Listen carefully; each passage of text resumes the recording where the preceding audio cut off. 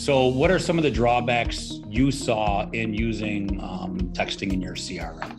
I think the biggest level that I saw was actually the permission levels. So we had a bunch of restricted access for different members of our staff, whether it was at the director, associate director, assistant director, admission counselor level. And so they were able to do certain things that other levels weren't able to do.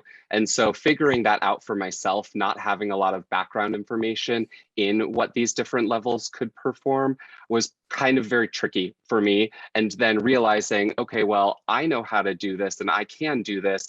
They may not even be able to do this. Not just that they don't have the training to do it, they don't actually have the capability within the CRM to do that. And so I ended up having to do a lot of work on some of our staff's behalf just to kind of circumvent this permission level. And it got to be very complicated and just something that I feel like could have been solved much easier having a separate texting platform that then you don't have to work through all of the weeds of different access and permission levels. Throttling is a word that we use a lot with our clients too. And the ability to send multiple texts at the same time is something that you run into carrier violations and things like that. There's a lot of those things in place as well.